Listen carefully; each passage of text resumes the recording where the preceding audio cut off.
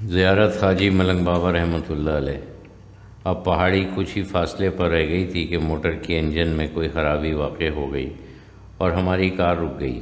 Driver کی مسلسل کوشش کے باوجود گاڑی ٹھیک نہ ہوئی۔ حضرت اقدس رحمۃ اللہ علیہ نے فرمایا، صاحب مزار نے اشارات میں گفتگو شروع کر دی ہے۔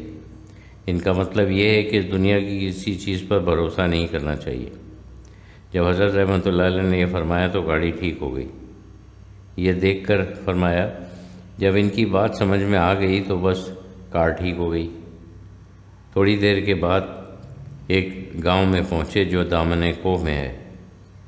یہاں سے پہاڑی پر چڑھنا شروع ہو گیا اور حضرت کے لیے ڈولی کا انتظام کر لیا گیا۔ پہاڑ پر چڑھتے چڑھتے ایک مقام پر پہنچے جہاں حضرت بختاور بابا رحمۃ اللہ علیہ کا مزار ہے۔ وہاں حاضری دینے کے لیے حضرت رحمۃ اللہ علیہ ڈولی سے اترے اور 10-15 منٹ کے لیے مزار پر متوجہ ہوئے۔ اس کے بعد حضرت نے فرمایا، بہت لطیف اور پرانی نسبت ہے، اس میں استقرار اور گہرائی ہے۔ کسی مزار پر متوجہ ہونے کے بعد حضرت اقدس رحمۃ اللہ علیہ دریافت فرماتے تھے کہ کس قسم کی نسبت ہے، تاکہ سالکین میں مختلف اقسام کی نسبت میں تمیز کرنے کی صلاحیت پیدا ہو، اور بعض اوقات خود ہی فرمایا کرتے تھے کہ اس قسم کی نسبت ہے۔ اس کے بعد پھر چڑھائی شروع کر دی اور حاجی ملنگ بابا رحمۃ اللہ علیہ کے مزار پر پہنچ گئے۔ وہاں پہنچے تو مکان، پلنگ، بستر، پانی سب موجود تھا۔ حضرت رحمۃ اللہ علیہ نے فرمایا، دوپہر کا وقت حاضری کے لیے مناسب نہیں ہے، پہلے کھانا وغیرہ کھا لیں، اس کے بعد حاضری دیں گے۔ جب کھانا لایا گیا تو کئی قسم کی چیزیں تھیں اور نہایت ہی اچھی طرح یوپی کے انداز میں پکی ہوئی تھیں۔ حضرت رحمۃ اللہ علیہ نے فرمایا، کوئی یوپی کا باورچی معلوم ہوتا ہے۔ کھانا کھانے کے بعد حضرت رحمۃ اللہ علیہ نے عبدالسلام صاحب سے فرمایا، بہت گہری توجہ ہے، صحابیوں کا سا عشق اور گہرائی ہے۔ اس سے معلوم ہوا کہ آپ فی الواقع صحابی ہیں۔ فرمایا، اب ان کی توجہ شروع ہو گئی ہے، ہماری حاضری ہو گئی، اب جس وقت چاہیں گے ان کے پاس، ان کے ہاں چلے جائیں گے۔ ان کی توجہ تو پہاڑ پر آتے ہی شروع ہو گئی تھی۔ عبدالسلام نے عرض کیا، توجہ میں چشتیت ہے اور یہاں ہندو بھی بہت نظر آ رہے ہیں۔ فرمایا، ہاں یہ عشق کی توجہ ہے، جس قدر عشق زیادہ ہوتا ہے تفریق کم ہو جاتی ہے۔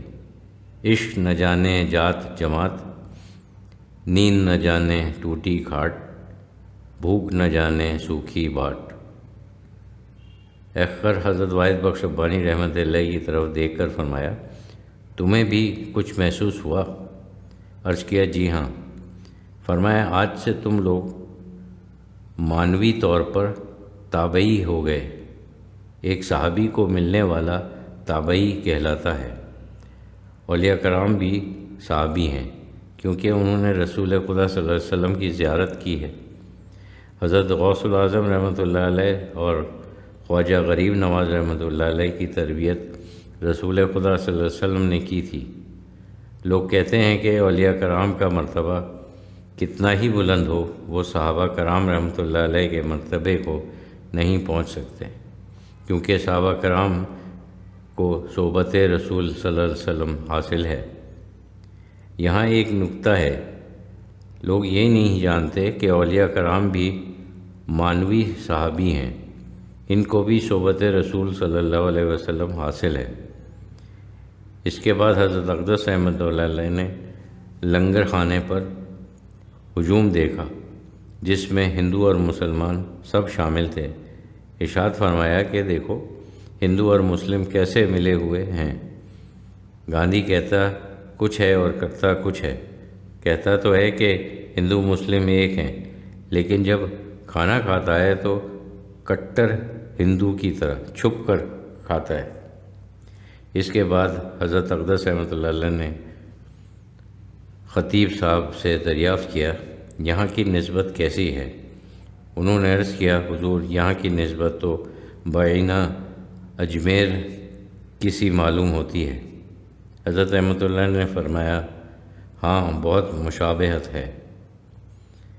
اس کے بعد فرمایا کہ نام تو معلوم ہو گیا ہے، آپ کا نام عبد الرحمن ہے، اب باقی حالات دریافت کرنا ہے کہ آپ کب آئے تھے اور کہاں رہے۔ بے ادبی ہے، نسبت میں بہت گہراپن اور استغراق ہے، صحابیوں کی سی نسبت ہے، سمندر کا سا ظرف رکھتے ہیں، دریا پی جائیں اور حل میں مزید کے نعرے لگاتے رہیں۔ توجہ میں لطافت بھی بہت ہے۔ اب تیسری توجہ میں جب فیملیرٹی انس بڑھے گی تو باقی حالات کا پتہ چل جائے گا۔ اس کے بعد شوکت صاحب نے عرض کیا مجھے کچھ محسوس نہیں ہوا۔